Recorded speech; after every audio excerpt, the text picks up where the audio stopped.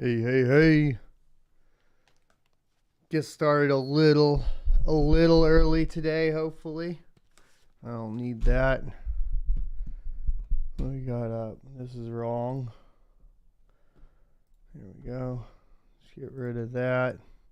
Me trying to do extra stuff, trying to learn everywhere. I slept too much, not gonna lie. I hope everybody had a great Father's Day weekend. Happy Father's Day to all the dads out there. We got a lot of challenges as fathers coming up. We do. So, let's get into the show for today. Hope everybody's doing good.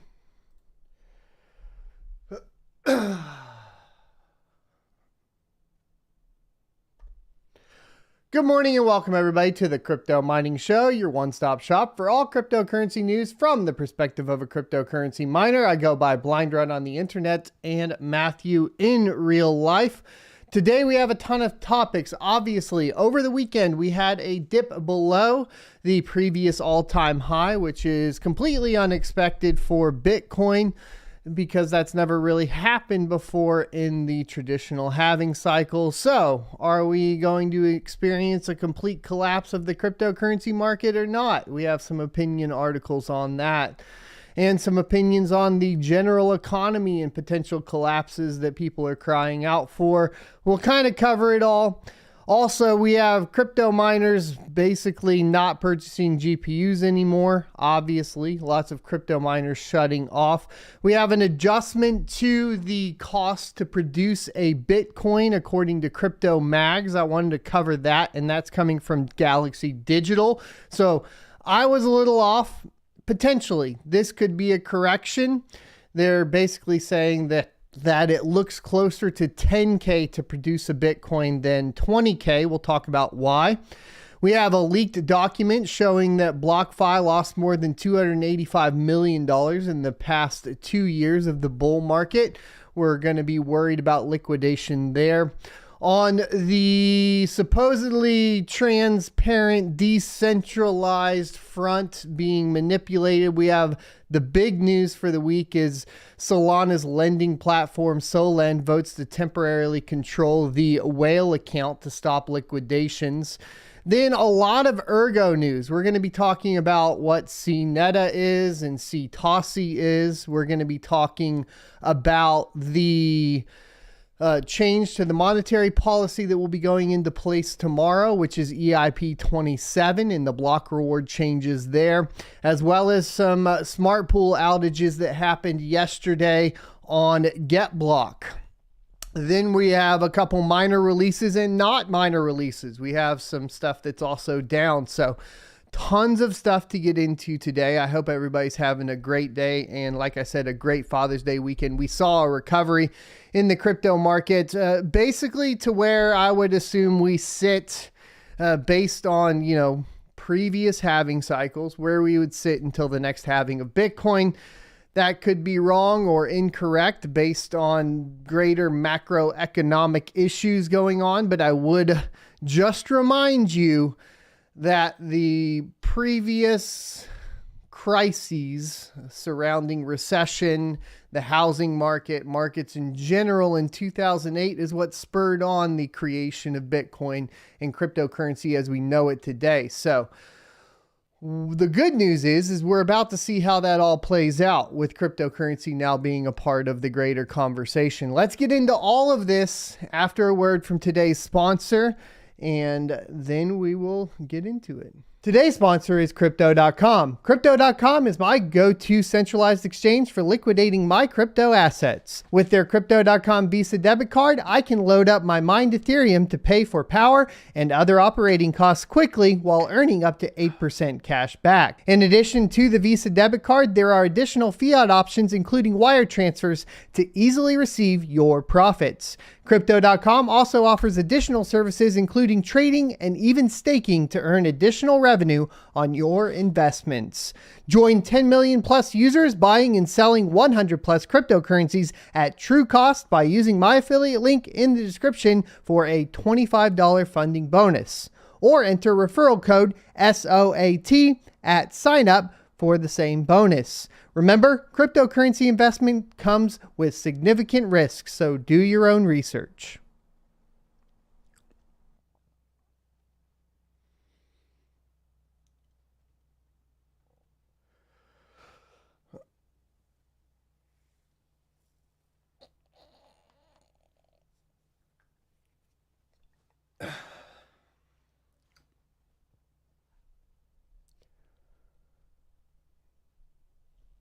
And welcome back, everybody. So first things first, before we get into everything today, I wanted to remind you of a concept that I find extremely helpful, especially within cryptocurrency when we start seeing a lot of these projects struggle, a lot of funds being moved around, a lot of crashing, and a lot of people worried about the predictability of the markets and so on. And that is basically this. If you adhere to a base set of principles, and they can be whatever you decide they are, of course, with your own personal perception and view of whatever the topic is, it makes it a lot harder for you to sway into dangerous territory.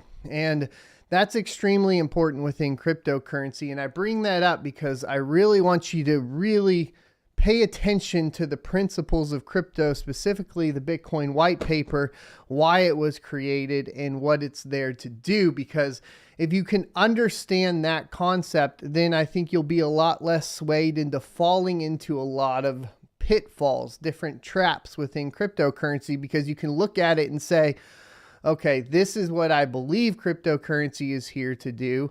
Does this adhere to that? And if it doesn't, then you can kind of just push it off to the side and not mess with it. And you'll probably be a lot safer in that from that perspective. So I kind of wanted to bring that up a little bit, but let's go ahead and talk about the first thing, which is we have a new release from Gminer here, and it is version 3.01. This primarily just fixed some issues with Ravencoin. So they fixed the Ravencoin mining errors and fixed displaying a pool hash rate for Ravencoin. And that's it. That's all they've done with the Gminer. There's been really, really low release kind of frequency for miners. And then we have the biggest news, I think, as far as crypto miners go. We have another delisting on GitHub. And over here you can see this is the GitHub for NB Miner. And it appears to be down. So they've been flagged on GitHub. You can check their Discord out for alternate download links, etc. This does mean any pulls that you're going to be having from HiveOS, if you haven't already downloaded NB Miner on that particular HiveOS machine, are probably not going to work, at least until all of that gets redirected or the GitHub gets restored. Now, I did ask, did NB Miner get taken down from GitHub? Juan was kind enough to reply and said NB Miner's repository has been flagged by GitHub. We have been trying to contact to resolve issues. Please be patient while it's ongoing. In the meantime, mining with existing NB Miners binaries will not be affected. Kind of like I said, if you're trying to pull, then you're going to have an issue there. And I said, is there an official announcement? And there's no official announcement. They're just talking about it in Discord. And that was clarified. So right now, NB Miner is not up and running. And that obviously is kind of an issue. Unfortunately, this is what I would call expected events within, of course, the crypto winter and the bear market. We start seeing these pushbacks from outside outlets, even like GitHub and so on and so forth, because they become very, very careful surrounding the topic of cryptocurrency, especially as it pertains to any sort of download services and so on. So once again, this is nothing new. This is stuff we've seen before, especially in bear markets. Stay calm, mine on, you'll be good. You can pick up that t-shirt down below the channel too if you're interested. Let's get into Ergo. I've been mining Ergo, as most of you know, but specifically mining Ergo on a smart pool that we did a guide for GetBlock. And GetBlock basically has the ability to allow you to mine and receive a token on the Ergo blockchain called NETA, which eventually is going to be kind of the Bitcoin representation on the Ergo blockchain. Best to my knowledge, I'm still working on the WTF is, because there's a lot of different components within NETA that we will need to cover. Obviously, NETA itself isn't exactly going to be like that Bitcoin pairing. We'll talk about all that in another video. But the big news is that yesterday, unfortunately, there was a smart pool outage which impacted mining on the smart pool. And while the post said that you shouldn't have seen necessarily any sort of mining rewards going down or anything along those lines, I definitely had some. We had about 50% of the usual rewards, but also some of that could come from, of course, the increase of difficulty on the Ergo network, because frankly, that smart pool went from, after I talked about it and Rapid Mining talked about it, we had, of course, a huge influx of miners, which is great, up to 2 terahash at one point, I believe.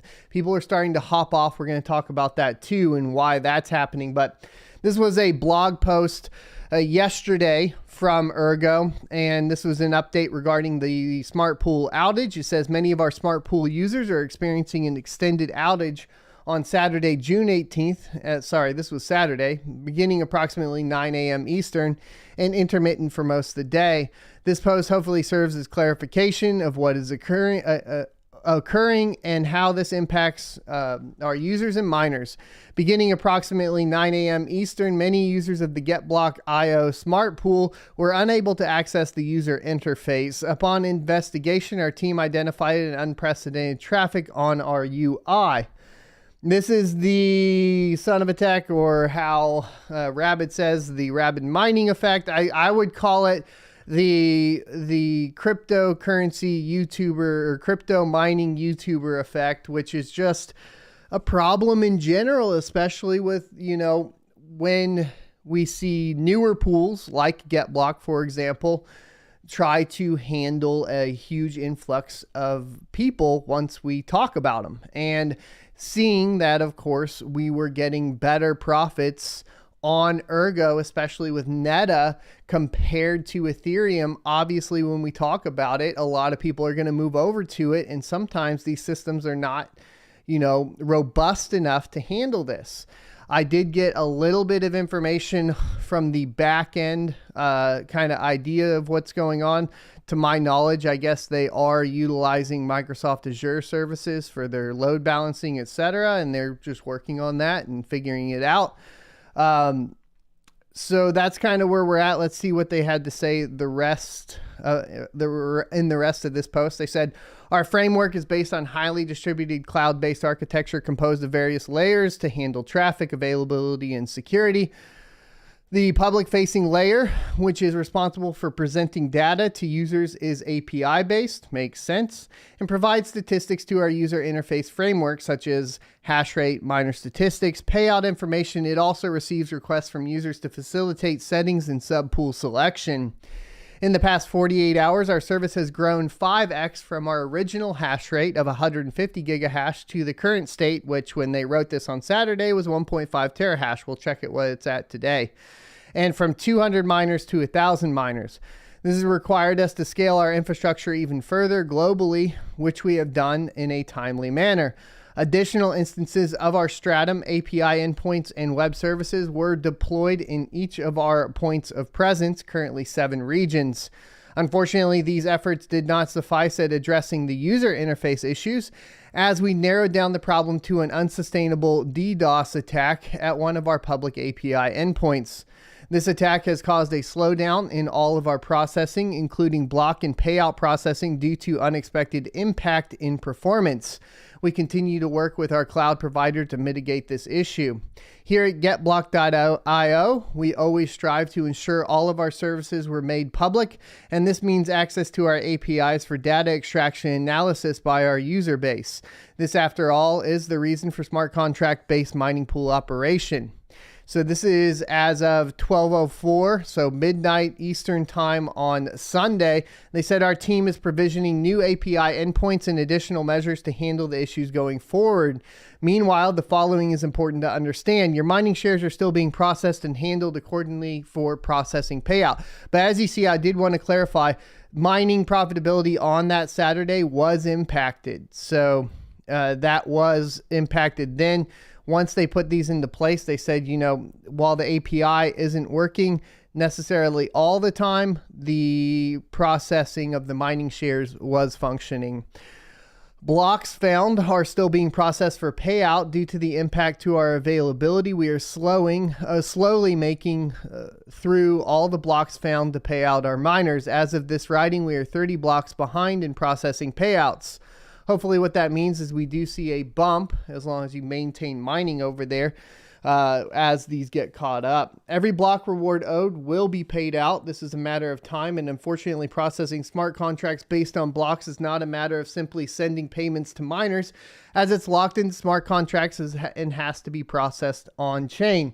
This is one of the interesting problems when we start talking about the smart pool, specifically talking about the smart contracts that are employed to pay out in Neta, because this sets it apart. Now, this is coming from me being a pool op from 2016 to 2018. I would not want to touch this with a 10-foot pole personally, so I have a lot of respect for this team and what they're doing as far as setting this up, because just setting up and paying out miners and catching up on the chain and sending out those payments alone can be time consuming. I remember plenty of nights where I was up with another developer on our mining pools that were much smaller than this, trying to get payments to go through to, maybe a couple hundred miners when payments would pause or stop, or we would need a node update or whatever it may be. So I understand exactly what they're going through just from the next level with the smart contracts. I don't even I guess I should say I understand the pain. I don't even understand that next level. I'd like to learn more about it, of course. So maybe once they get this all processed and figured out, I can do an interview with them and kind of sort it out. But it's pretty crazy. They do say that our payouts remain to be much faster. The standard 720 confirmation timing, 24 hours on the Ergo blockchain. We continue to answer and support questions on their Telegram and Discord channels, and we realize that you have trust in us for mining in the Ergo blockchain, and we do not take it lightly. We plan to have full post-mortem of what occurred, including lessons learned and what is being implemented to prevent it again. And hopefully that post-mortem will be posted, sometime this week in a timely manner, and we can review exactly everything that happened.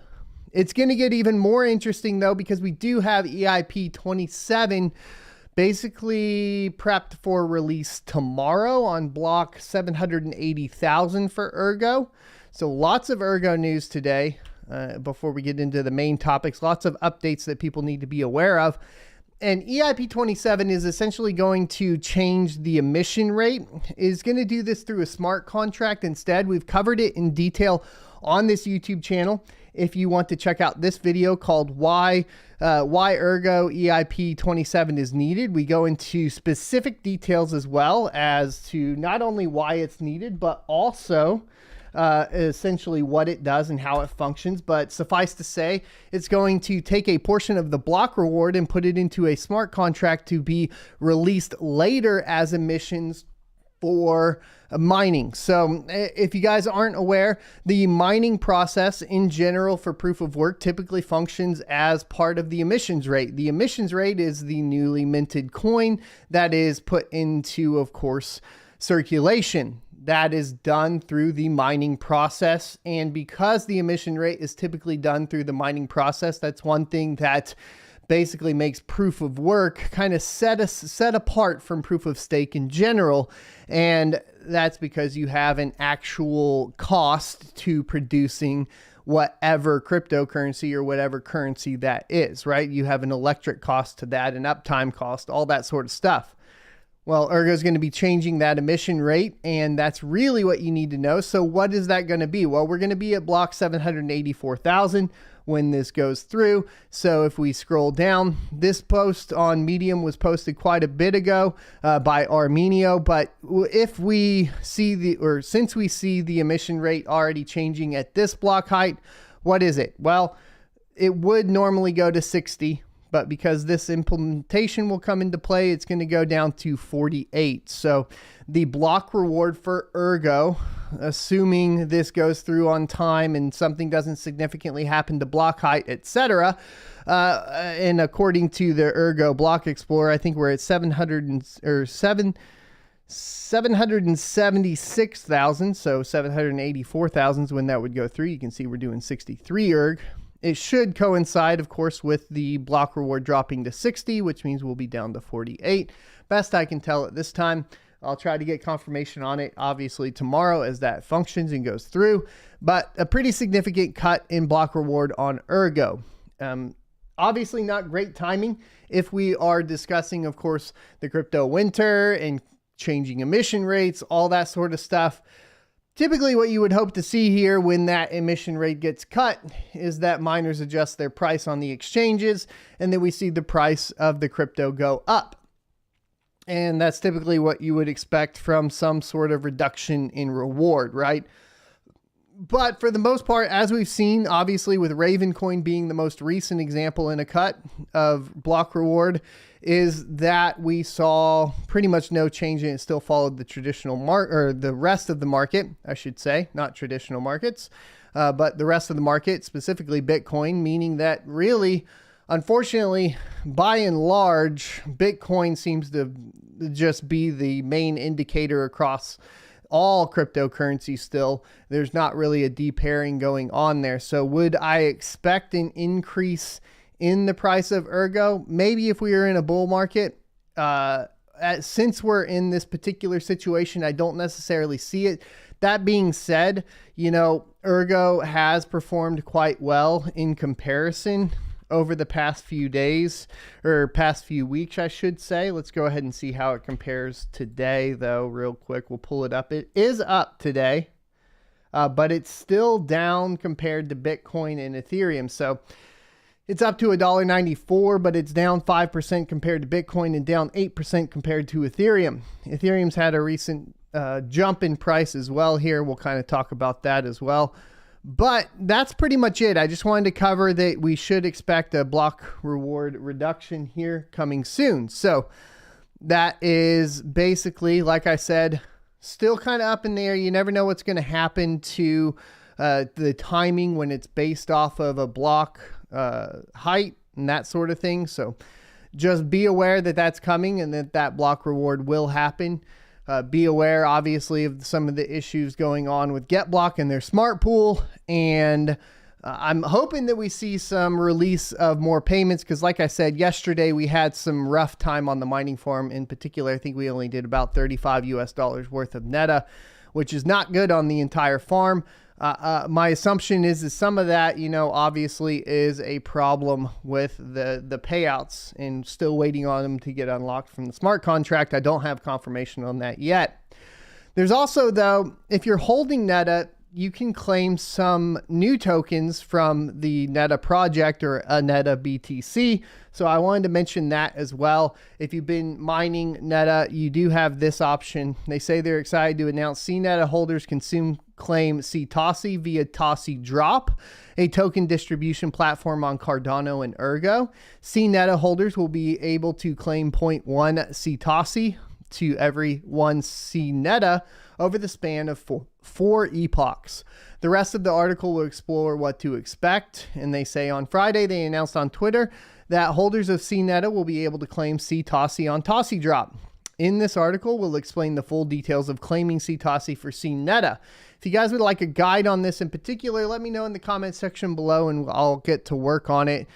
I feel like I have a ton of work to do. I'm not going to lie, but I'm trying to get it all out. We need a team now and we need funds for the team. We need everybody working together. Hopefully also, some of these other YouTubers can pick up some of these more complicated subjects with me as well for the guides. and somehow between all of us, we'll cover everything that needs to get covered, right? But throughout the next 4 epochs, we will take random snapshots that will calculate the number of CNETA each wallet holds. For each snapshot, CNETA holders will be able to claim 0.025 CTOSI per 1 CNETA held each epoch. So that's a total of 0.1 CTOSI to every 1 NETA over 4 epochs. For example, the first claiming period, if 10,000 CNETA is held, 250 CTOSI will be claimable on Sunday. And I believe this actually already happened, so maybe we're a little bit behind. Let me see. Yeah, let me see the post. This is on 19th. So 19th was yesterday, which was on Sunday. Let's see if we can get this all figured out. So if 10,000 CNET is held for all epochs, a total of 1,000 CTOSI can be claimed over the 4 epochs. If, however, 10,000 CNETA is held for the first claiming period, but say 20,000 CNETA is held for the next 3 epochs, holders will be eligible to claim 250 for the first epoch, 500 for the second, 500 for the third, and 500 for the fourth, respectively, for a total of 1,750 over those 4 epochs. So here's the rules and qualifications. These CTOSI rewards must be claimed each epoch or they will expire. If CTOSI is not claimed within each given epoch, it will not accumulate in the next epoch. This is different from the regular CNETA LISO awards, which have 20 epochs to be claimed. Additionally, we understand that many of our delegators have not yet claimed their CNETA LISO rewards, despite being eligible to claim them. We are accommodating our delegators who have not yet claimed their CNETA rewards, and the amount of CNETA they have ready to be claimed will count towards the amount of CTOSI available to be claimed. This specific 4 epoch event does not include liquidity providers, and that was a question I had. So to the CNETA ADA pairing on Miniswap, although harvested CNETA would be in your wallet, and thus those CNETA rewards would be eligible to claim CTOSI. We are planning to launch a separate event specifically for liquidity providers. That would include me, for example, because I think I don't have any CNETA except for pairings. And that will be on MinSwap. These liquidity providers will also be able to soon claim CTOSI. So final remarks are they are excited to launch this event this weekend and introduce new utility for CNETA holders. Starting today, our community can claim CTOSI proportional to the amount of CNETA that is held. They plan to launch additional incentives for NETA in regard to claiming eTOSI, which is on Ergo, and that would really affect most of us as miners, by the way. Thank you for the community, for your continued support as we strive to build crucial infrastructure for Cardano and the Ergo ecosystem. For my guide in particular, I'm probably going to wait until we deal with the eTOSI and specifically Ergo, because this is a proof of work channel, so we'll focus on those. But I want to make sure you guys were aware of these additional rewards that happen, because obviously getting what you already have, you know, especially if you're on Cardano based for that CTOSI, you know, you might as well get it, right? As far as the WTF is for NETA and every single part, I'm going to be trying to cover it. There's a lot going on with NETA because you got 2 different chains going on. You got Cardano and Ergo. You have a lot of different tokens within that ecosystem doing different things. So it can get extremely confusing extremely quickly. And writing that out in my Google Doc has been absolutely terrifying, because also I know that I'll probably make a ton of mistakes, but I also know that you guys will correct me in the comment section below. So it may even be a multi-part series, because frankly, there's just a lot going on there. There's a lot going on in crypto in general too. So once again, I want to remind you guys at the beginning of the video, we talked about setting your principles up surrounding cryptocurrency so that you don't get swayed when you talk about, or when you get presented with a new idea. It's this thing when something like Hex or SafeMoon or whatever they may be, right? Shiba Inu, SHIB, right? All these projects. One where I failed and I'll talk about a little bit is BlockFi. We'll talk about that here in a second. But all of these things come up. It's very hard to guide yourself if you don't have a set base of principles that says, like, For example, maybe control your own keys, right? Maybe proof of work is part of that. You think that, principally you are going to only participate within proof of work ecosystems. Maybe you believe in no integration with banks, so therefore you just push like XRP out right away. These types of things, right? So I bring that up because we're going to talk about a lot of these different platforms and how they're failing.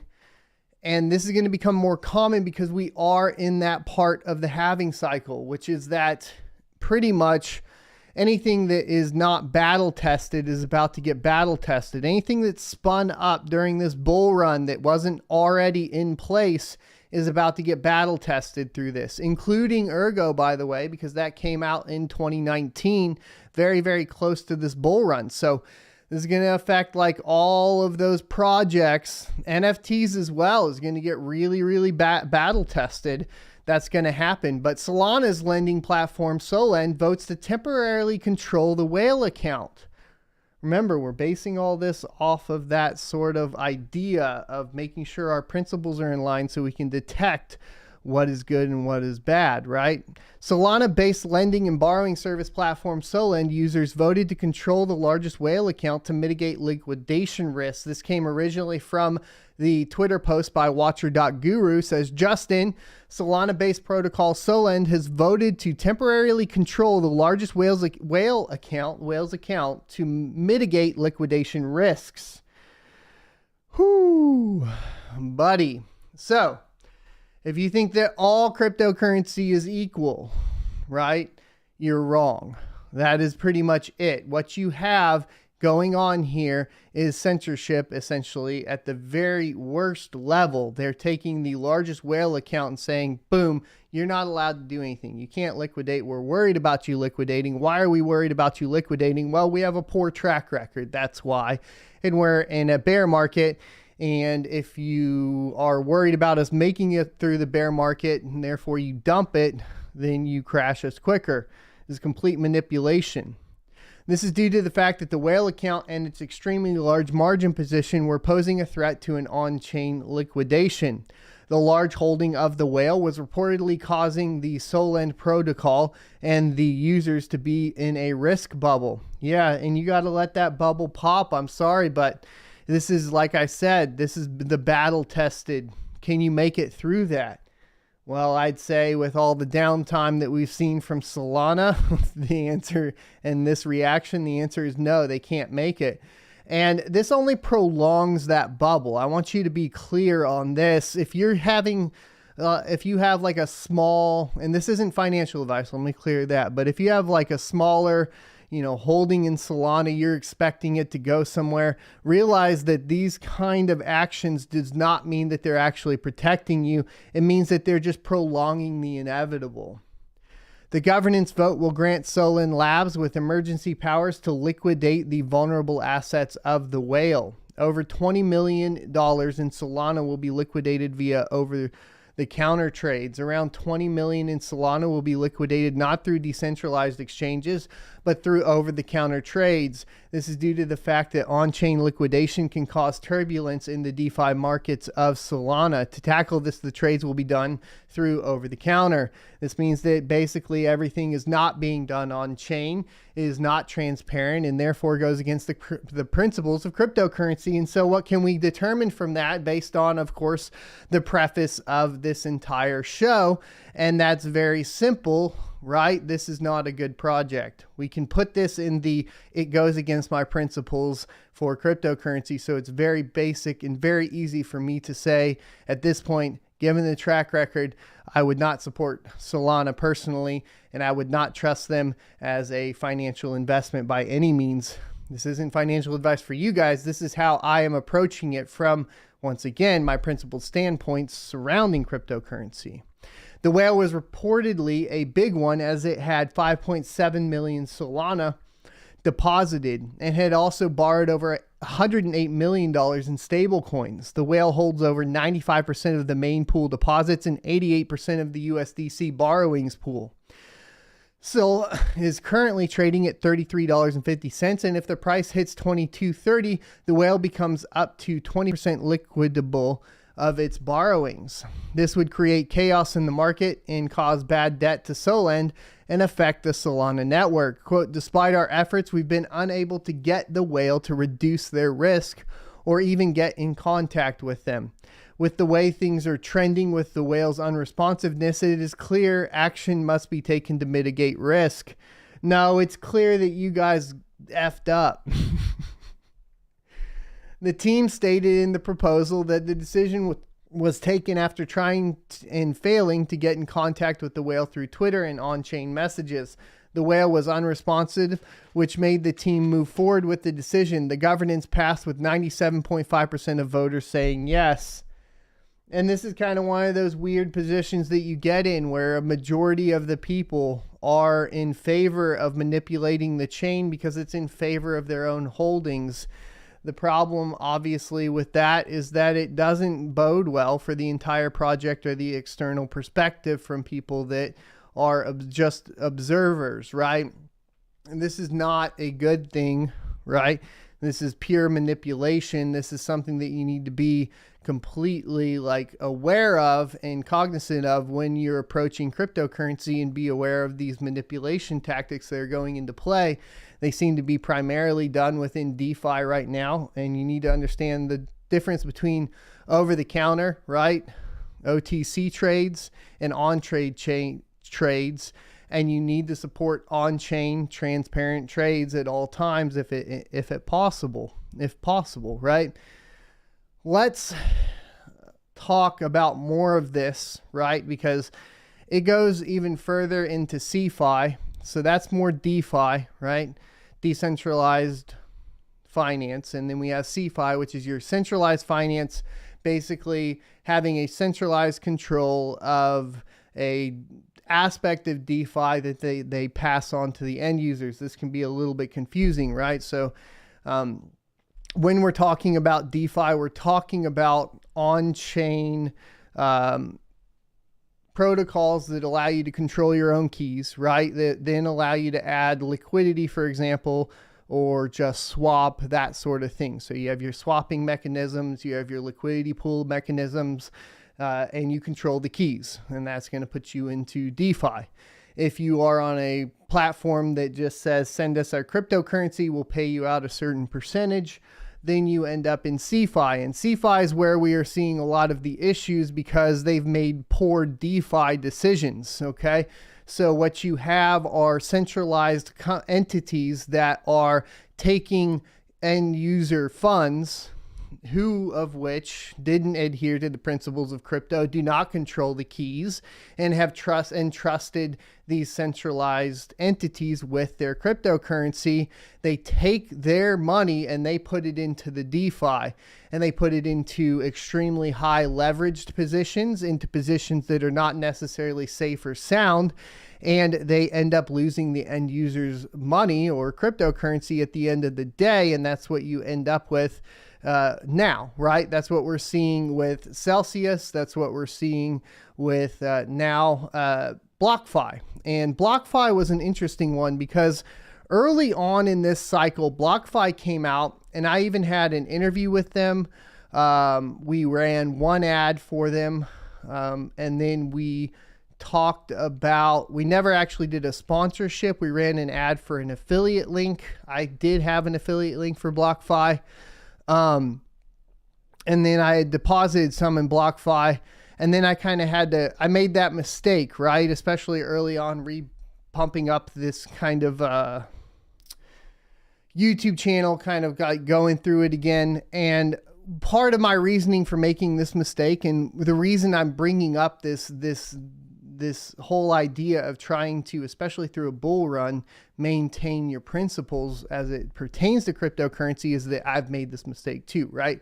And then I see other YouTubers that are doing it as well, and I think, okay, well, maybe it's fine, right? I see Voscoin doing it or whatever it may be, and I'm like, okay, well, maybe this project's vetted right. And then inevitably, because I didn't stick to my principles, right, and I ran that one ad, and then I put users at risk, people that view the channel, I put myself at risk, and I failed there, right? Luckily, I corrected it during the bull cycle, and I'm glad I did, because this is what's happening now. We have leaked documents showing that BlockFi lost more than $285 million in the past 2 years of the bull market. So read the second thread on BlockFi where Otter throws a challenge to BlockFi's CEO, but he says, here's BlockFi's income statement is real bad. It's a mess of negative numbers. And then he said, let's dig into it together. So here's the big takeaways: negative operating income, wallet asset and yield assets, institutional versus retail trading volume, trading revenue forecast, unsustainable interest rate, low provision of credit losses, and investors' abandonment. So let's get through each one of these. One, negative operating income. Operating income in the past 2 years alone, well, they lost $63.9 million in 2020 and $221.5 million in 2021. Don't forget that in 2020, Bitcoin price started at $6,000. It went to an all-time high of $69,000 during 2021. So it was an absolute bull run. Yet how does BlockFi manage to be so unprofitable in a bull market? Do we otters really think that BlockFi can perform much better in a bad bear market? And do we think that BlockFi can eke out a profit with Bitcoin at 19K when they couldn't with Bitcoin was much higher? Two, wallet asset yields and wallet assets and yield assets. BlockFi data shows that the wallet assets in 2021 had $467 million and yield assets $13.5 million, I think is what that is, right? Or is that, yeah, it has to be. Does this mean that as of the end of 2021, BlockFi only had 3.4% of its funds in its wallet and the rest has been loaned or invested out? Need clarification. If he has understood correct, assuming that every BlockFi user has the same amount of money deposited, only the first 34 people out of 1,000 can get their funds back immediately. Everyone else has to wait until BlockFi unwinds their losing position to be able to withdraw funds. So what are we expecting here? Well, we're essentially expecting the same thing that happened with Celsius to eventually happen to BlockFi, right? A pause of withdrawals on BlockFi. Losing positions because Bitcoin has dropped 40K in the past 7 months. Hedge funds have imploded to zero. I'm pretty sure most positions are underwater, 80% sure. This is what happened to Celsius Network, there you go, and Babel Finance, two companies with similar business models as BlockFi. The first few people who withdrew will sleep soundly tonight. Those who have not withdrawn will pray to their gods every night. 3, institutional versus retail trading volume. BlockFi is somewhat different from Celsius in that BlockFi has large institutional funds. From the data, we can see BlockFi trading volume breakdown, retail 70% and institutions 30%. Assuming that the assets under management follow a similar mix, BlockFi assets could be reasonably assumed to be 70% from retail and 30% from institutions. And he says, recall when Luna and UST were crashing, institutions such as VCs and hedge funds who operate closer to the company got to cash out first, while retail was left holding the bags. Why is this important? This is important because they can only allow those first 34 people out of the 1,000, right? That's 3.4%, but they have 30% from institutions. That's the issue that we run into. Specific to Luna and UST, he wonders why humans cash out their VCs and hedge funds friends first. He thinks that it's because they are whales. Cashing out the whales that funded your risky venture so that in the next cycle they are willing to fund you again. If you're a retail user like you and me, there is no such privilege. Entrepreneurs and executives never meet retail. There are no faces to the retail users. They represent only numbers on an income statement. Crypto VC, crypto hedge funds, whales, and project leaders, on the other hand, fly out together to conferences and wine and dine project leaders. Who do you think will get the withdrawal first when things go south? Them or you? Just a thought, he says. Maybe the blockchains work only for insiders on weekends and public holidays, but not for retail. This is speculation, of course, and just his muse, so not what he was thinking is going on at BlockFi or Nexo or any other CeFi lenders. But you start to see the problem, right? Here's enough, he says, enough speculation. Let's get into the income statements. Number 4, trading revenue forecasts. From 2022 to 2023, BlockFi accountants forecast that retail trading revenue will 4x and institutional trading revenue will 3x. Well, forecasting that can be more art than science at times, especially if the figures are used to go and persuade investors to invest more in them. Bitcoin and just about every altcoin is worth much less now, so it would be a miracle to maintain the trading revenue, much less than 3x. Don't forget that if you trade Bitcoin in a bull market at 60,000, they earn more fees than when you trade the same Bitcoin in a bear market at 20,000. The forecasters probably didn't expect such a horrible bear market. Now, in bear market, we ought to reconsider those claims. Another fishy item is even though institutions' assets are 30% of BlockFi's books, it only provided 3% of the revenue. This could mean that either BlockFi is overcharging retail clients or BlockFi is not a preferred place by institutions to trade. So the argument that BlockFi is safer than Celsius because of their institutional business is simply not theoretically sound. He thinks that it actually jeopardizes retail more to be in the same ship as institutions, as they are more connected to teams than you, 50% certain. 5. Unsustainable interest rates. In 2021, BlockFi paid out $400 million of interest to users and institutions that has lent their coins to BlockFi. However, their lending protocol revenue was $313 million.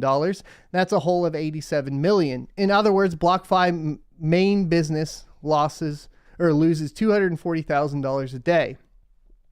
Same for the year before. Their bread and butter lending business lost BlockFi $14 million.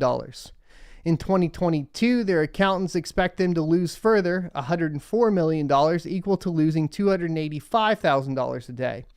So he says he's unsure if this is a result of unstrategic or strategic decision to make massive losses year after year for market share, 20% certain, or the CeFi lending business model is simply failed one. I'm leaning towards the CeFi business model as a failed one personally. Let me know what you guys think. Low provision of credit losses number 6, low provision of credit losses. When BlockFi managers take retail coins and relend them out, it is industry expectation that some loans will default. In that event, companies set aside an amount that they are prepared to lose, which is called the provision of credit loss, or a POCL. For this year of 2022, somehow, Hopium chain smoking CFO. Oh, Otter, you're so funny. Decided not to set aside a provision for credit losses. So you're going into a bear market and you don't set aside for provision, for a provision of losses, which is wild to me because anybody that's been in cryptocurrency for at least one halving cycle, speaking of which, maybe they haven't been, right? Would be prepared for some sort of decrease, at least down to the previous halving cycle's all-time high, right? That's what you would expect this year to be bad, right? That's just what you would do based on the history of crypto. So it says the company probably built up a chest of POCL over the years, and the accountants decided not to set aside funds this year for credit loss. In fact, if he is reading it correctly, they have decided to draw down $3.5 million from the credit loss provision fund this year. In a year when counterparties like 3AC and other funds are blowing up spectacularly, it is exactly the year such a provision fund is needed. 7, investors' abandonment. So he has seen enough. The income statement has confirmed a lot of what he has expected. And he says, no surprise that investors are not ponying up funds for BlockFi, even when they lowered their valuation 3x. So what does all the numbers mean for us? First, remove your coins from all CeFi lenders. We've been telling you guys this for a while. We remain through the principles, through the bear market, telling you, of course, primarily, not your keys, not your crypto. Don't keep them in here, that sort of thing. And this is why through a bull run, we preach these things, because when we get to this inevitability of the cycle, of the halving cycle, I can go back and say, what did I tell you guys, right? What did I tell you? What did I tell you every show? Not your keys, not your crypto. Pull it out of these centralized exchanges, out of these centralized finance options, these centralized DeFi options, or however they want to present them to you, and make sure you control them. Be safe and keep your generational wealth in a cold wallet. Abandon yield and eat the penalties, if any. If earn 12% a year yield and remove the funds for 1 month, you only lose 1% of lost profit. If you are unlucky enough to be in a CeFi lender that goes to zero, you will need so much time and yield to yield it back. Makes zero math sense to keep your funds in CeFi lenders now. Later, perhaps. And that is a fair point. You could, in theory, when you're ready for the bull run, but it's going to be the same thing as trading, right? It's sketchy. But during a bull run, you participate in these CeFi, and then when crypto hits an all-time high, you pull that out, right? You pull it out of the CeFi at that point, and you just play it safe. That's a possibility. I'm not saying to do that. I'm just saying it's a possibility. I'll still tell you to control your keys. And then he says, like and retweet the tweet. I have it linked down below. I think this was a great coverage, and I think that it's very important as it pertains to BlockFi and the mining community, because I am aware of a lot of other mining cryptocurrency YouTubers that promoted BlockFi and mining directly to the wallet, including myself for one ad that we ran a while ago. And I make my apologies for making a mistake there. Like I said, I think obviously in the bull market, we changed that. So we had already corrected that in the past, but I want to bring it up again because that was a mistake that I made that I think is very, very relevant to bring up right now. Okay. So one of the things I've been talking about is the price of Bitcoin costing 21 or 22K to 30K to mint, right? From a mining perspective. And my thoughts behind this were, obviously this supports the traditional halving cycle bottom, right? So your 21K Bitcoin, that sort of thing.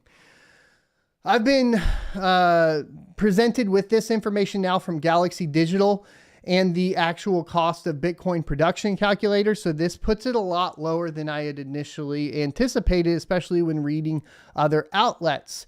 Now, it's really hard to determine which one's accurate and which one's not and all that sort of stuff. But I want to present this information to you guys so that you're aware of it. And this is kind of, apparently this is the correction show. So we're correcting and Bitcoin's correcting and everything's correcting. But Bitcoin is not below electrical cost, especially for large scale miners where marginal costs are closer to 10K than 20K. It's coming from Galaxy Digital headquarters, and we have a nice little chart here. It says network hash rate 165 exahash a second, which is, I believe, not true. So already kind of like wondering what's going on there, because if we look at the network hash rate, it has dropped a lot, but not that far. We're down to 220 exahash a second. I think the presumption would be that we drop down to this. I'm not really exactly sure, but let's kind of look over it. Bitcoin price at 58,000. So I guess this is actually all older information. So here's the deal that I want to bring up. These calculations are based on electricity costs from last year, not electricity costs from this year. Okay. The other thing is it's based on the price of Bitcoin from last year, not from this year. And I think that even commercial rates have gone up. So when we're looking at this, it's very important to take into account that we're seeing increases on the electricity side that this from Galaxy Digital is a little outdated on. So once again, I say, I want to present this information to you guys, but I am also not sure exactly which one is the most up-to-date and most accurate. Now it says the block subsidy is at 6.25 and the fee reward is 0.19, which means your block reward is 6.44. I believe that's 6.44 Bitcoin. The global mining revenue at the time of doing this was 33 cents, which is in sats, 562 sats. And they are taking into account here the S19J Pro, which is pretty accurate. That's going to be a hash rate of 100 terahash a second at 2,950 watts. And so they say the machine price is $10,325, probably accurate at that time, which was an implied $103 per terahash. We were much lower than that as well. If we take a look at BT miners, which would be what retail would be paying for this, it's even much lower, right? We're at $5,800 for 110 terahash. So let me calculate that out for you guys here real quick. 5,800, or wait, yeah, divided by 110. We're at $52.72 per terahash. So that's cut in half. The price of a miner is basically cut in half from the time of this particular calculation. It says the cost of electricity per kilowatt hour is 6 cents a kilowatt hour for these large investors, right? So the pool fee, 2% is what they set it at, and the uptime is 95% with a useful life of 3 years. That means that they are earning per S19J Pro $30.34, which is also not true anymore. Because if we look at that, we also know that according to ASIC miner profitability, if we go down to the S19X or S19J Pro, we're much lower. We're like 10% of that, $2.77 a day compared to the 30 they were saying here. Cost of, and that's not before electricity. Let's get before electricity. Let's click into it. We should be able to snag it. S19J Pro. Let's just correct it to theirs. The 6 cents a kilowatt hour. It's $10 a day in revenue and $5.93 a day in profit on an S19J Pro, compared to what they're talking about, $30 a day and $26 a day in profit. So the profit margin's a lot lower now. So their marginal cost of production of a Bitcoin, they're saying, is $8,122. That is calculated off of specifically a completely different set of profitability, right? So here's what my question is to y'all. Do we base this? Do we say, because this is old information, do we say, okay, this is accurate? Is it really 8,000 to produce a Bitcoin, or is it more? Costs have gone up as far as electricity goes, right? The price of the miners have dropped about 50% on Bitcoin, right? And profitability is dropped by basically like 90%. Is that correct? So from $26 after power to, what is it now, right? We're at $5.93. So $6 compared to $26, right? So it's dropped by, what is that, 75%? Anyways, it's dropped a lot, right? So I'm not really sure that, because this was tweeted out on June 18th, it was made aware to me because they were like, well, you're saying it's 20K to produce it. This is saying it's not. But then I look at the numbers and I'm like, this is way off. This is like last year, right? So how much is it? We're at much higher hash rate, right? On the network, we're way over 165 exahash. We're at a much lower price of Bitcoin, right? And then we are at a lower price of the cost for the miner. The only thing that remains the same, right, that we would expect is the marginal cost of production. But I'm not really, I think we need to redo all of these numbers. And if you guys have fully up-to-date ones, I'd like to see them. But this seems a little outdated to me. I think you would base it basically off the price of power, and they're also saying it was 6 cents a kilowatt hour. So you'd want to price out basically how much it would cost to produce a Bitcoin based on pool fee and cost of electricity, right? So I think that's why they have them all in blue.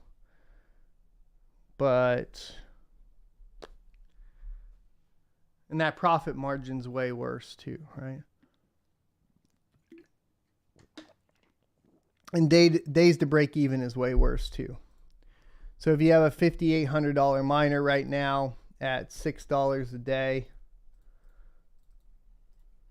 what are we at? Our ROI is 900. It's 3x. 966 days to pay that off. Oh.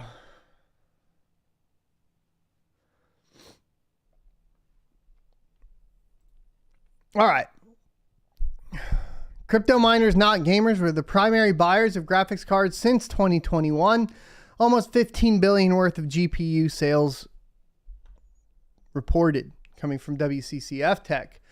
Crypto mining is fading away, but there's no doubt that it has been a curse for the entire PC gaming segment, as miners were the main force in driving GPU sales to 15 billion since the start of last phase. Crypto miners spend 15 billion on GPU units during the last mining craze, but not good days ahead for PC gamers as graphic card prices normalize. In a report by Bloomberg, the pub reports that crypto miners spent $15 billion in acquiring mining GPUs during the last crypto craze that started back in 2021. Both Bitcoin and Ethereum reached a historical high of $67,000 and $4,800 respectively, but have since been on a decline, with price now crashing to $18,960 US respectively. This was written over the weekend. Price of graphics cards are back to normal levels. My question is, what are normal levels? Because obviously we had a release of these cards during the cryptocurrency mining phase, and we've seen a drastic increase of the price of MSRP. The sudden decline in GPU prices has also made it really hard for crypto miners to recoup their losses, since the crypto drop also prompted a drop in graphics card prices. Most crypto miners got their graphics cards at obnoxious rates, hitting almost 3 times the MSRP in 2021. Once again, I've talked about this before, but when did I accumulate my cards, and when was I trying to tell you guys about this? Was way back in 2020, before the actual cycle took off. I was acquiring 5700s for $300 a pop. The reason that I did this was because obviously it's hard to recoup costs at 3x the price. Now, most of these GPUs are being sold under MSRP at resale sites such as eBay. This means every crypto graphics card that was bought during the 2021 craze will now have to be sold at a major loss. The RTX 3090, the graphics card which produced the highest hash rate in Ethereum, is currently listing under $1,000. The same card is being sold for $3,500 US back when mining was at its peak. This sudden inflow of used graphics cards within the resale market means that new graphics cards will have a hard time selling, and companies like AMD and Nvidia, along with their AICs, who have been hoping to clear up their existing GPU stock, will now have to compete with reseller stock that's cheaper to get. Companies are also resorting to spinning up refresh deals and marketing campaigns with game bundles, etc. to entice gamers. But with the prices of used graphics cards at much lower levels than MSRP, it looks like it will take time for giants like Nvidia and AMD to clear up older stock, unless offered major discounts and rebates. This could become a major bottleneck in the launch of the next gen of graphics cards, which were expected to be in Q3 of 2022, but now may be pushed back to Q4 of 2022, as reports have highlighted. This is an interesting one that we're actually seeing here that I want to bring up too. It means that we're looking at a delay. They're going to delay the 4090 to October and the 4080 to November and the 4070 to December. And then they'll unveil the 4060 at CES. According to statistics from John Petty Research, it was reported that desktop graphics card sales amounted to $51.8 billion in the entirety of 2021.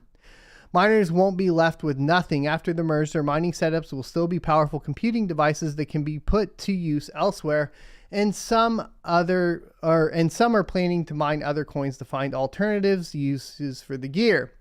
After the merge, Petzold is considering using his rigs for an aspect of digital video production known as rendering, which can require significant computing resources. Quote, there are other uses for the cards. You can make it into a render farm. You can do different machine learning options, end quote, he said. They're just not going to be as profitable as mining has been. Some miners are hoping to do better by moving to mine other coins that require GPUs, such as Ethereum Classic or Ravencoin. The more miners who flock to any coin, the harder it is to make a profit, as we've been seeing, right? Following are the GPU shipment data extrapolated by Tom's Hardware using JPR statistics. And essentially, let's see if we can determine what this chart is. Shipments of discrete desktop GPUs, and they went down. Now they're coming back up, I guess, is the point. And what was the other chart? The shipments. Okay, just the shipments. Got it. So if we compare it to 2017, that would be kind of interesting. We see huge shipments in 2018, and then it starts to decline as crypto mining goes away. 2019 comes back up, and I guess 2020 we didn't see quite the spike that we saw during the previous one due to obviously a compounded effect of the lockdowns. Even at retailers such as Newegg and Amazon, the prices of graphics cards are now either at MSRP or slightly below MSRP, which is good for the entire PC gaming GPU market. With crypto now done for good, is what he says. We can hope for better days ahead of us and also hope that the next-gen graphics cards will not face the same issues as existing generations, which had troubles not only with pricing, but also with the entire scalping and supply situation. Here's the thing, you do have a potential for scalping, etc. still, because you still have that problem, you know, on the PlayStation 5s and the Xbox Series X. They're not as bad, right? But there are still those factors due to the lockdowns and supply chains, etc. And depending on where we go to here in the future, that could still be a potential issue. I don't see it as being an issue, but it could be. Now, one of the things that we hit that's going to be a little bit difficult, I think, to navigate is that the MSRPs for, you know, a 60 series are much higher than what they used to be for the 20 series and the 10 series, right? And this creates obviously an issue of just discussion of the pricing of it being kind of artificially inflated due to the excuses of shortages in crypto mining. Now, he also says that crypto mining is done for good. Guess what I've seen before on WCCF Tech during the last bull run cycle in 2018? Crypto mining is done for good. We won't have to worry about this again. History repeats itself. This is all the same stuff we've seen before. It is creepy how similar it is. Extremely creepy how similar it is.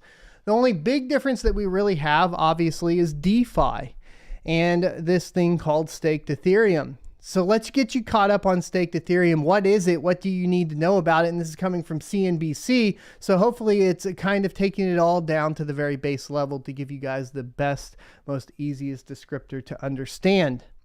Staked Ether, or STETH, is a token that's meant to be worth the same as Ether. For the past few weeks, it has been trading at a widening discount to the second biggest cryptocurrency.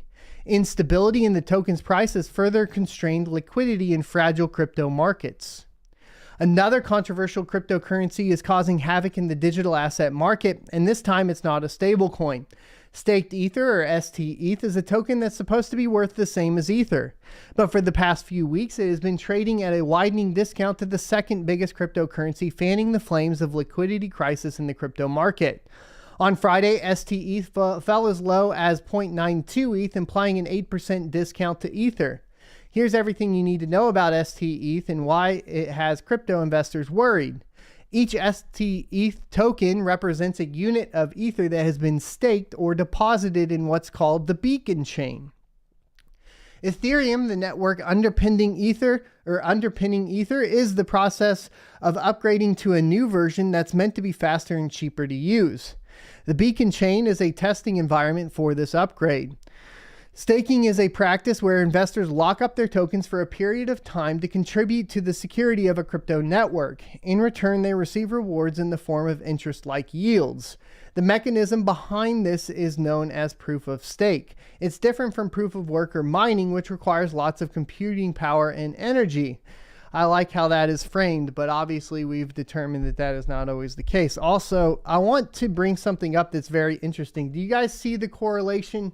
Oops, and let me get my camera back up and working here. Do you guys see the correlation between what's happening in CeFi and proof of stake?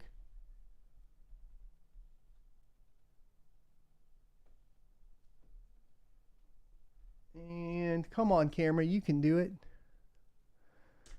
I wonder if my camera overheated. It's that hot, boys.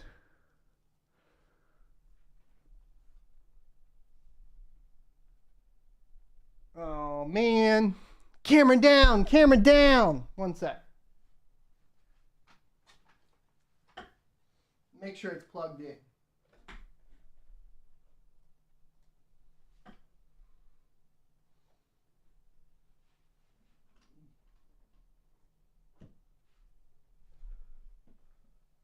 I think the camera might be down for the show, but do you guys see the difference between it, or the similarities, I mean? In Does that worry you, right? Does that worry you given this current situation?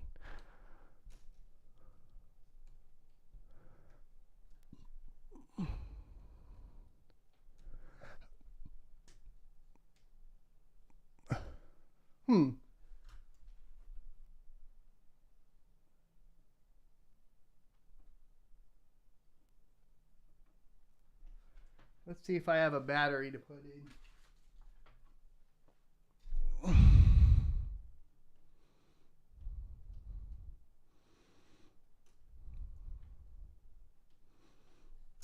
Technical difficulties. Please stand by. Hey, we don't have a ton of time, but we have a little time. So the correlation that I wanted to bring up as far as all that goes is that when we talk about proof of stake and like the issues that it may potentially have, we can point towards the CeFi market or just the DeFi market in general and things like Solana to show that what you essentially have is the same problems as they correlate to proof of stake. And really, proof of work does appear to be the only thing that maintains security, transparency, etc.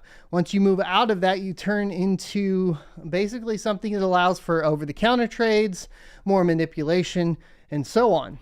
So let's get into finishing this. Staking is a practice where investors lock up their tokens for a period of time to contribute to the security. There we go. Interest-like yields. Obviously, that's what we're talking about with CeFi and DeFi.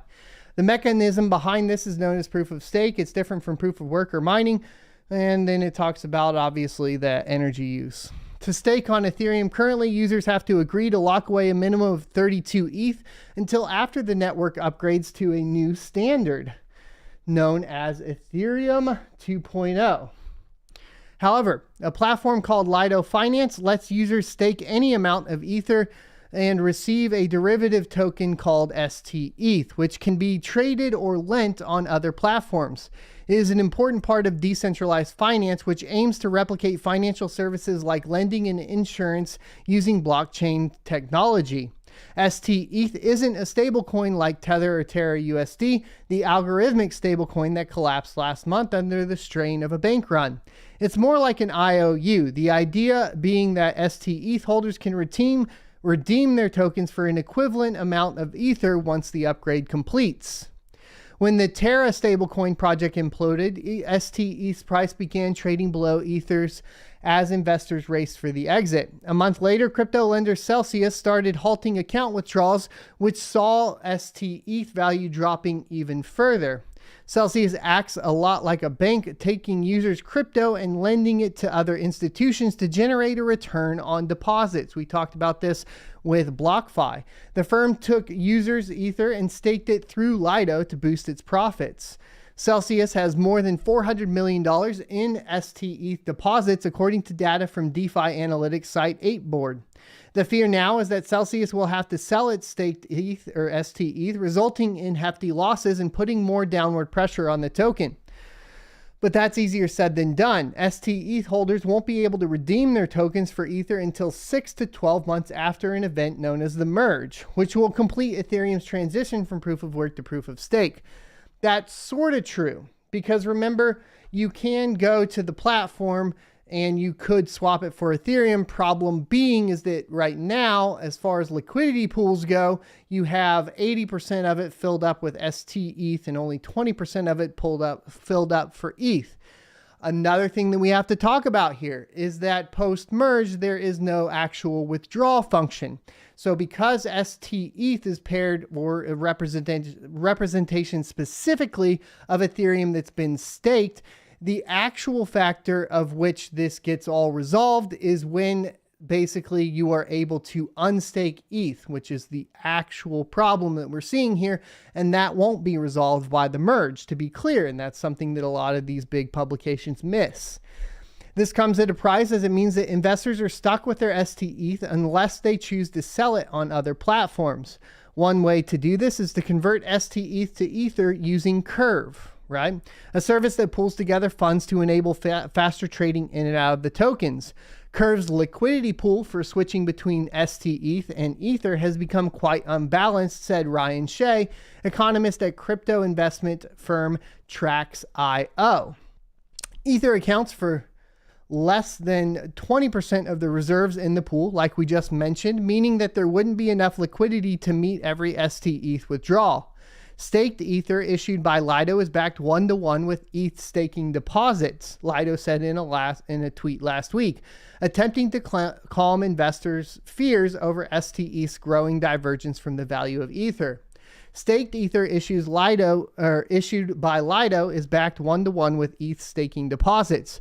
The exchange rate between STETH and ETH does not reflect the underlying backing of your staked ETH, but rather a fluctuating secondary market price. Quote, the exchange rate between STETH and ETH does not reflect the underlying backing of your staked ETH, like we just said. Like many facets of crypto, STETH has been caught up in a whirlwind of negative news affecting the sector. Higher interest rates from the Federal Reserve have triggered a flight to safer, more liquid assets, which has in turn led to liquidity issues at major firms in the space.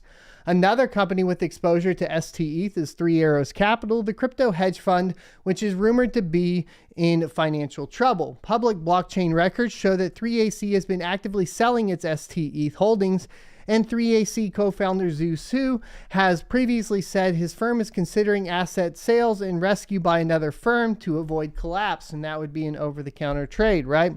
3AC was not able to comment when contacted by CNBC. Investors worry that fall in STETH's value will hit even more players in crypto.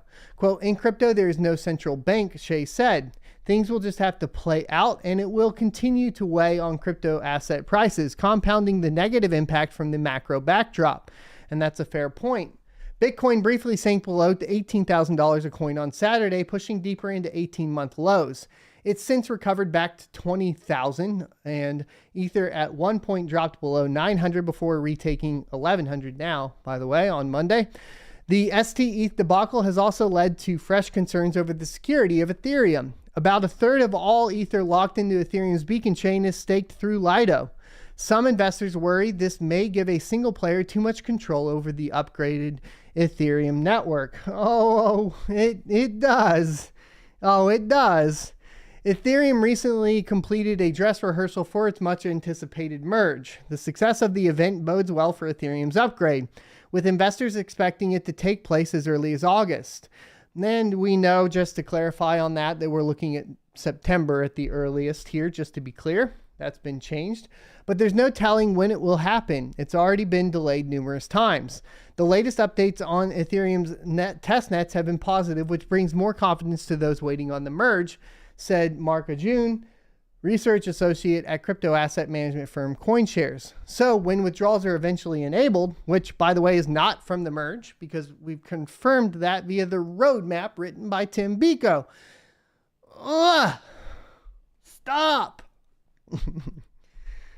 Any discount in STETH will likely be arbitraged away, but until that unknown date arrives, there will still exist some from form of discount. So there you go.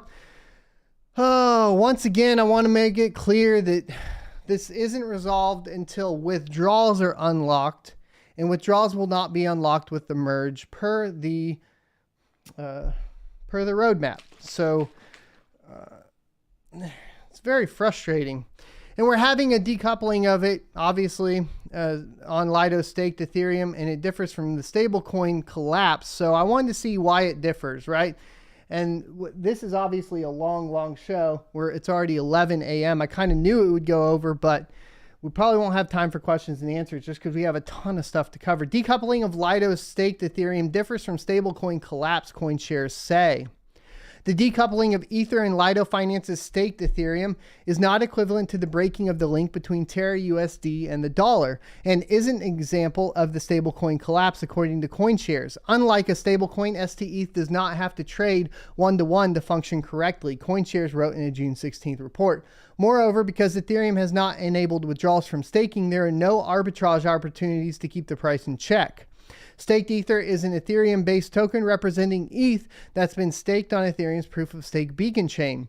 ST-ETH has tended to trade at a similar price to ETH because there's a one-to-one claim relationship.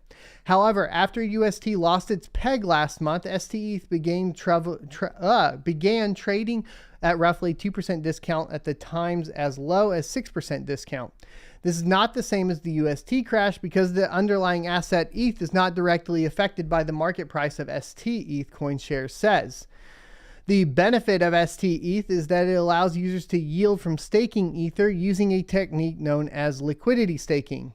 The ETH that's been staked continues to secure the network as planned, while users have access to a liquid asset that can be invested. Lido's product can be classified as premature because the inability to unstake means ST-ETH feature incomplete, according to the report. The Ethereum community has become concerned over the amount of power that Lido has amassed because the liquid staking derivative has around 1/3 of all staked Ether locked up in contract, CoinShares say. Since the underlying, and the problem is if Lido basically gets themselves into a financially compromised position with leverage or something along those lines, right? Since the underlying ETH is locked up and there's no planned date to introduce withdrawals, market makers like Celsius may be forced to sell their holdings to meet ST-ETH redemptions, research analyst Mark Ajun wrote. On-chain data appears to indicate that Celsius has enough assets to match the liabilities in the event that all ST-ETH is redeemed, but given the opaqueness and centralized entities, this is not certain, according to the report. Swissborg, BlockFi, Hodlnaut, Abra, Salt Lending, and Nexo may also have to fulfill redemptions, the note said. So once again, it's not necessarily the Lido problem, which is maintaining that one-to-one peg, but it's all of these other centralized entities that are participating within it that have customers to basically pay out, right? So your BlockFis, your Hodlnauts, Celsius, all that stuff, right? And that is where I think like a lot of people miss some of what's going on. So CoinShares says that longer-term investors who profit in losses denominated in ETH could see this as buying opportunity because ST-ETH will become redeemable one-to-one when withdrawals are enabled.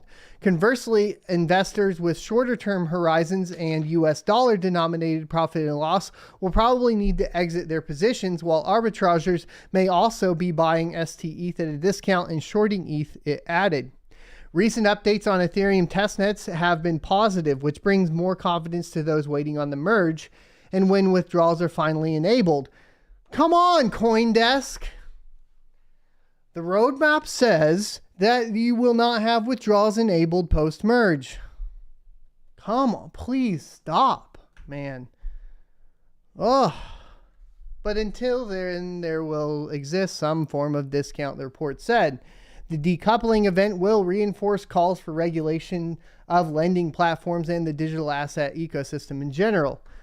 Oh my goodness. All right, let's talk about the economy collapse too. Wall Street vet and Bitcoin bull Mike Novogratz says the economy is going to collapse and we're heading into a really fast recession. One of the things I wanted to bring up before, I've talked about before, is kind of this idea of the digital dark age, but how it's accelerated compared to previous, I suppose previous collapses, previous recessions, all of that. So here's the good news. If any of this is true, that sort of thing, my assumption is it would be significantly accelerated due to us being in the digital age. Meaning like if you see like some sort of recession happen or depression or a complete collapse of the economy, the recovery is much quicker because we are in the digital age. Meaning like we could see a collapse through 2023 and see a quick recovery into 2024. That is possible. While many economists agree a recession is likely coming in 2023, Wall Street veteran and Bitcoin bull Mike Novogratz has just given one of the most dire outlooks yet. The economy is going to collapse, he told MarketWatch on Wednesday, adding, "We are going to go into a really fast recession, and you can see that in lots of ways." Novogratz, chief executive at crypto merchant bank Galaxy Digital, gave the interview just before the Federal Reserve raised rates by 0.75 percentage points. It's interesting that he made this point before the rates were raised, right? So maybe there's something here to learn. The largest rate hike since 1994. The rate hike came 5 days after the U.S. Consumer Price Index unexpectedly surged in May to a 40-year high of 8.6%. Novogratz pointed to the housing market, which is finally cooling down after a 2-year hot streak and inventories piling up as signs of recession looming on the horizon. There are layoffs in multiple industries and the Fed is stuck, he said, adding that the central bank is in a position where it has to hike interest rates until inflation rolls over. Novogratz accurately predicted in the interview that the central bank would lift rates by 75 points and the market would rally on the news. After Fed Chair Jerome Powell announced a rate hike, the Dow Jones Industrial Average rose by 1%, while the S&P advanced 1.5%, and the NASDAQ rose 2.5%. Novogratz also predicted there would be a stock sell-off in the next coming days, which happened right on cue. At 8 a.m. Eastern, S&P 500 futures were trading 2.2% lower, wiping out yesterday's gains and plunging the benchmark further into a bear market. They are hiking into the popping of a bubble, Novogratz said.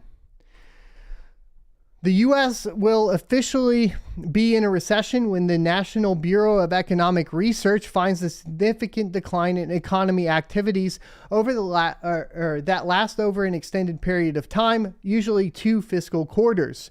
According to a new survey of 49 U.S. macroeconomic experts conducted at the start of June by Financial Times and the University of Chicago's Policy Research Center Initiative on Global Markets, this is likely to happen in 2023. Nearly 70% of the economists surveyed believe that NBER will make the call at some point in 2023, with 38% predicting a recession will start in the first 2 quarters of 2023, and another 30% forecasting an official start in the second half. The Fed appears largely powerless to stop runaway inflation, which is being driven up by the soaring prices of food and fuel brought on by, well, they say Russia's war on Ukraine. I would say by the lockdowns and the, reduction of production and the reduction of merit-based work over victimhood. But that's me, and I'll talk about that more on my other channel. In his announcement of Wednesday's rate hike, Powell signaled another large rate hike coming from the July FOMC meeting in the 50 or even 75 basis point range, with the Fed expecting weaker economic growth and higher unemployment. Novogratz didn't give an indication of timing of when the recession will happen, but drew parallels to the 1998 collapse of long-term capital management fund and the current bloodbath that is happening in the crypto market. Long-term capital management was a highly leveraged fund that lost $4.6 billion in less than 4 months from its exposure to the 1997 Asian financial crisis and the 1998 Russian financial crisis. The fall of the investing giant sent shockwaves through global markets and led to a $3.6 billion bailout. On Wednesday, Bitcoin became very close to falling below $20,000. It actually did. And then it came back up to 21,000 for now. The Crypto King has fallen more than 30% this month, and its decline on Wednesday marked the 9th straight day of losses. While it also rallied on the back of Powell's announcements to 22,900, it has since fallen back to 21,15. And further backing this up, we have basically the author of Rich Dad Poor Dad who tweeted this. I understand some people say it's clickbaity, etc. But, I follow him, and I follow him because the book helped me out a lot, and so I'm always interested in his opinion. And he said, the best investment right now is cans of tuna fish. Inflation about to take off. Best investment are cans of tuna and baked beans. You can't eat gold, silver, or Bitcoin, he says. You can eat cans of tuna and baked beans. Food is the most important. Starvation is the next problem. Invest in the solution and take care.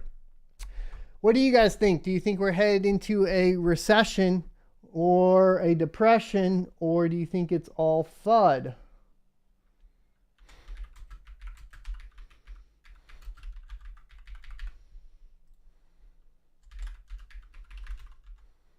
and get this poll out.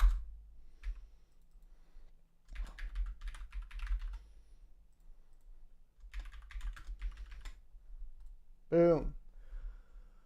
I'm going to run the ad real quick, and then I will cover my mining profits, but then I do got to head out because we are running way over today. I did want to talk about this more.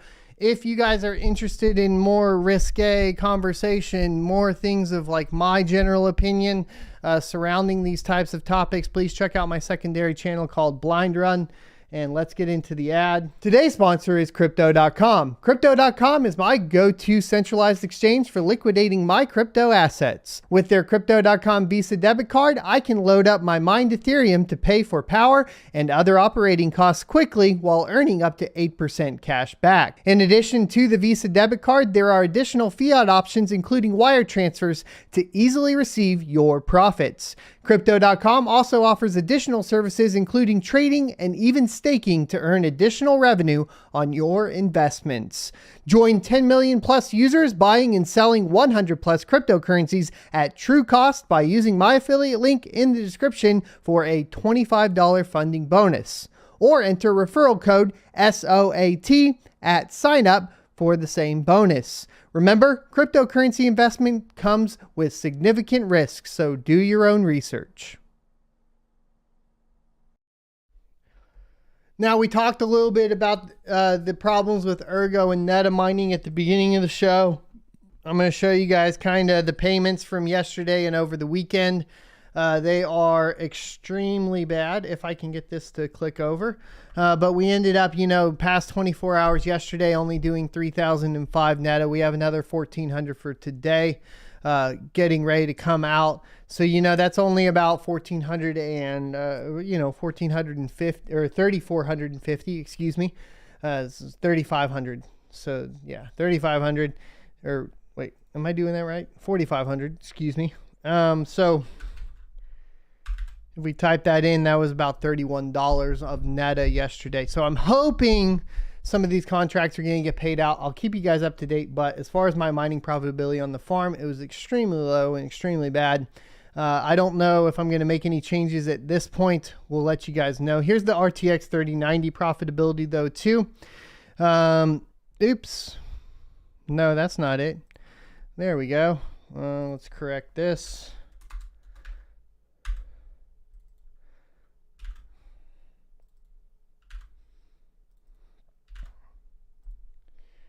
There we go. Xano's in first at $1.13 a day after power, 10 cents a kilowatt hour.